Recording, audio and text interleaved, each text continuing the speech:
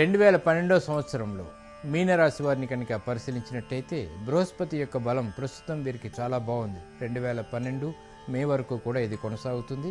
గతంలో ఏర్పడినటువంటి మానసిక చిరాకులన్నింటినీ కూడా తొలగిస్తుంది. అలాగే ఆగిపోయినటువంటి శుభకార్యాలన్నీ కూడా తిరిగి ఊపందుకుంటాయి. గృహంలో శుభ సంఘటనలు వీరికి ఏర్పడతాయి. అయితే మే తర్వాత నుంచి కొన్ని జాగ్రత్తలు వీరు పాటించాలి. దూకుడు నిర్ణయాలు పనికిరావు. ఏ రంగం వారికి కూడా త్వరితగతిని తీసుకునేటువంటి నిర్ణయాల ద్వారా ప్రమాదాలు ఎదుర్కోవాల్సినటువంటి సంఘటనలు ఏర్పడతాయి. అలాగే శారీరక శ్రమ ఎక్కువగా ఉంటుంది వీరికి.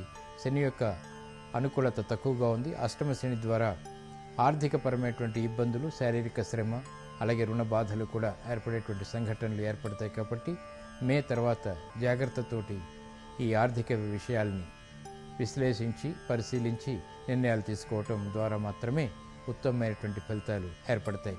ఈ సంవత్సరం మీనరాశి వారికి ప్రతికూల గ్రహాలని కనుక పరిశీలించినట్టయితే శని, రాహు, కేతు, కుజ గ్రహాలు, ఈ 4 గ్రహాలు కూడా ఈ మీనరాశి వారికి ప్రతికూలంగా ఉన్నాయి. ఈ మీనరాశి వారికి అనుకూల దైవాలు ఈశ్వరుడు, శని, ఈ ఇద్దరినీ కూడా పూజించడం ద్వారా ప్రతికూలతంతా కూడా తొలగించుకోవచ్చు. ఓం నమ శివాయ, ఓం శనేశ్వరాయ నమః అనేటువంటి మంత్రాలు మీనరాశి వారికి ఈ సంవత్సరం అంతా కూడా బాగా ఉపయోగపడతాయి. శారీరక శ్రమని తగ్గిస్తుంది, ఆర్థిక ఇబ్బందుల్ని తొలగిస్తుంది, మానసిక ప్రశాంతతని పెంచుతుంది. ఈ మీనరాశి వారు చేపట్టవలసినటువంటి దానాల్ని పరిశీలించినట్టయితే పెసలు, మినుగులు, ఈ రెండూ కూడా ఈ సంవత్సరం అంతా కూడా దానం చేసినట్టయితే శని యొక్క రుగ్మతలు, రాహు యొక్క ప్రతికూలత, కేతువు యొక్క ఆకస్మిక విపత్కర పరిస్థితుల్ని ఎదుర్కొంటారు.